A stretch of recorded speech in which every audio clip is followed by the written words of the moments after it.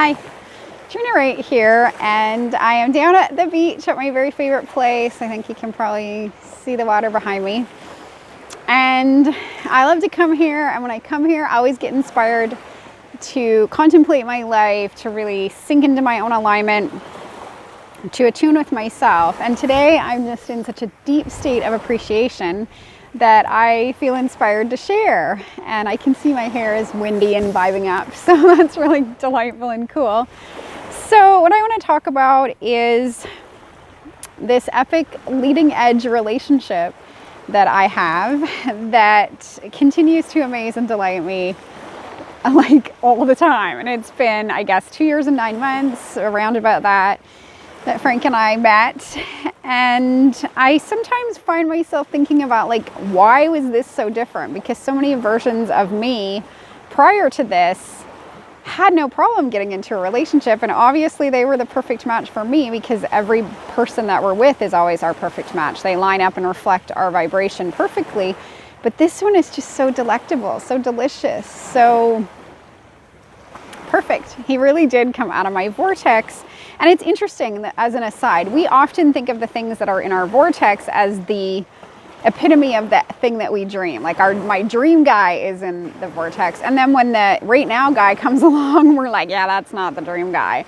But it's okay, because for now that'll do. But the reality is that in every moment, whatever we're living is the match that was in our vortex. It's or it's the whatever could sort of find its way through that we're allowing in that moment to squeeze through into this manifested experience.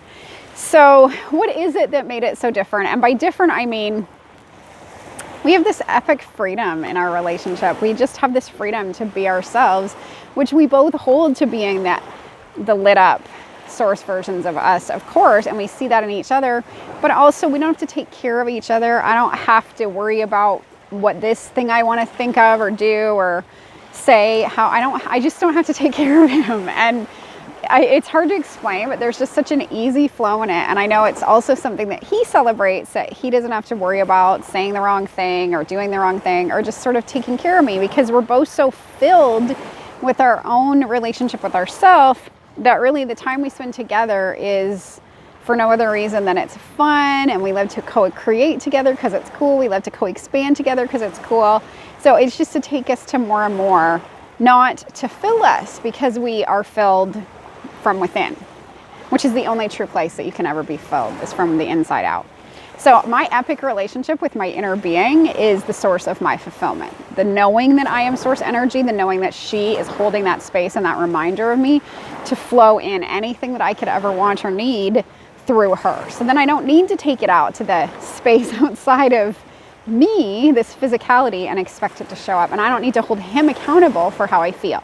So if something comes up that causes me to feel like a little wonky or a little off in my vibration, that's okay, because I just know that it isn't really him. He is just then reflecting me. And isn't that cool? He is providing me a mirror so that I can see more deeply and in more detail where I need to shift, or what the invitation is, or how my inner being is saying, hey, if you just look at this and adjust this, then you're gonna, expand more or get more of what it is that you really desire. So that's cool, and that's how we use a relationship. So what is it that was different? And I know I have shared before that it is definitely that I was in that place of loving myself full, of having this epic relationship with my inner being, of not even caring if the guy ever came, because I was just so full anyway. That's part of why he came. But then once we met, as often happens, you then meet and something shifts. So I've been spending some time and talking to Frank too about what was it that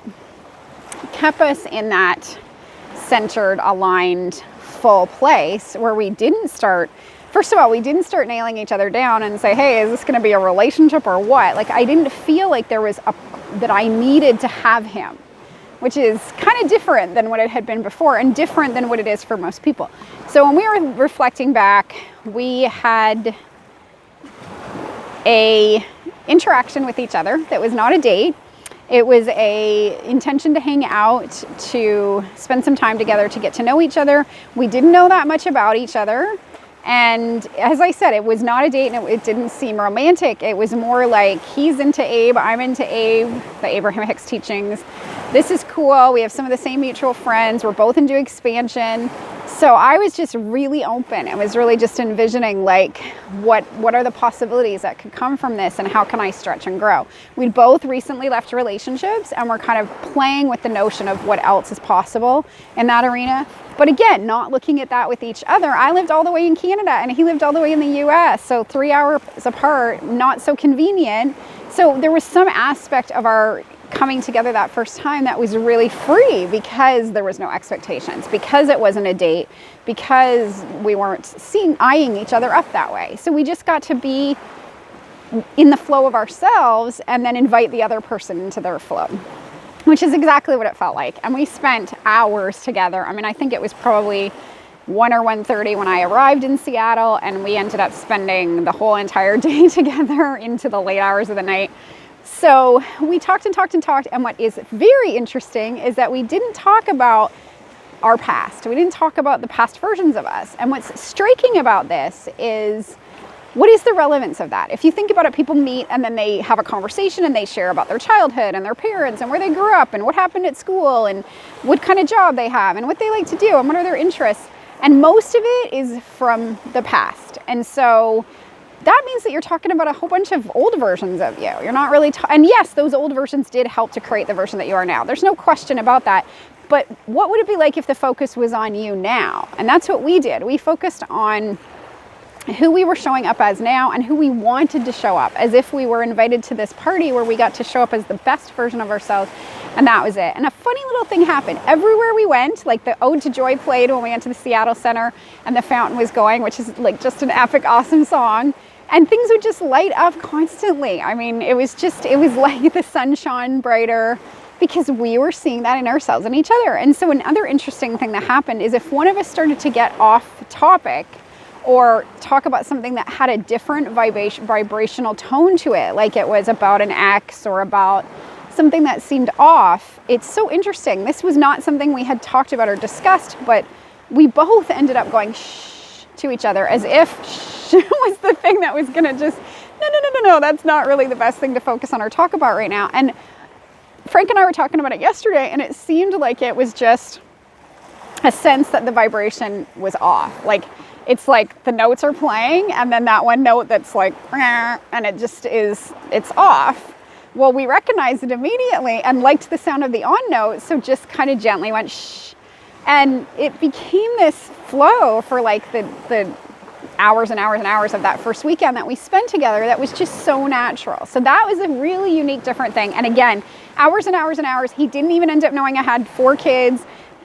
I think he did know that my husband had died, but we didn't talk about any of that. We didn't talk about the sort of physicality of our life. We talked about like the nature of reality and how we create our reality and who we want to show up in the world. And I guess a bit about like, what are our biggest dreams? Like, what would my best life look like? And at that point, I was pretty much living it, but what would be the fine-tuned details of that?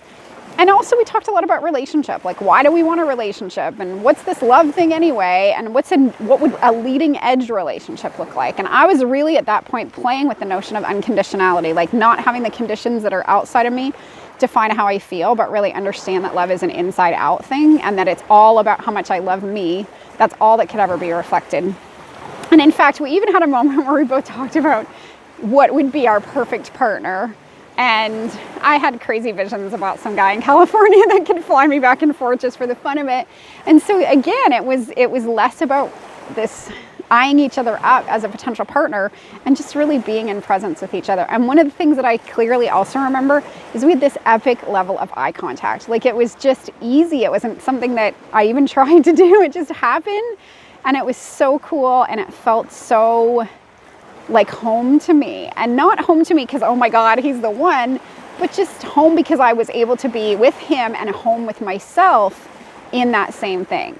And that is what makes this leading edge, is being able to just fully express who you are in every moment in the presence of another being, where you are seen in that fullness. And not only that, but in the moments where maybe I am wondering about something, or I'm working on parenting, or I'm working on my business and I don't quite know what to do next, he always sees my epicness.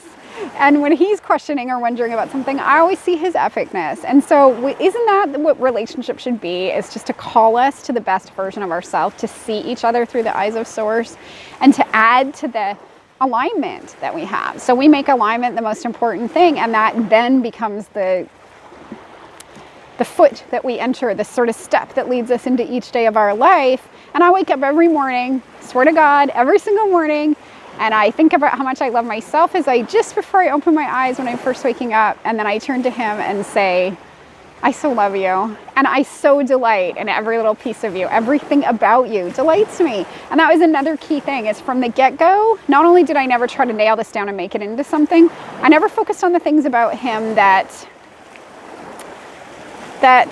could have taken me to a place of questioning. And I don't mean it like, it wasn't like there was any red flags, because I didn't even see that. I was like, this is an epic relationship with me and we're just gonna have some fun. You know, we like each other, let's see how it goes, was our adage the whole time. But if there was something that was unique or different, or a way that he looked at something differently than me, you know, I think we all get really caught up in how we do things and how we see the world and how we want things to flow, that we sometimes can't see outside of our own perspective. So if something like that happened, I would just be open in wonderment and curiosity and say, wow, I'm curious, why is that the way you see it? Or tell me about how you came to that, so that we could then move to it. Because, you know, whatever you focus on will get bigger. And so if you focus on something that you think is off in the other person, that's the thing you're going to activate. Why not just see them perfect in absolutely the way they're showing up, and invite that perfection to unfold before your eyes? That's cool. And interestingly enough, super easy with Frank, not as easy with my children, but I'm working on it. And I'm going to do another post soon on that particular thing. Like, what happens when you then try to take this concept of unconditionality and move it out to the rest of the world? And especially when you're lit up and you understand how all of these things work, and maybe some of the other people, like your children, don't quite understand it, then what? So that'll be what I'll talk about next, just because I love to talk and it's fun and I like to get these thoughts out. And if you have any ideas or questions about what it means to be in a leading edge relationship, or what unconditionality really is and means, and how you could move into this, then I'd be happy to chat with you or hear what you have to say and get some conversation going, because I do think that conversation leads to integration. So take care, have a great day, and I'll talk to you soon. Bye.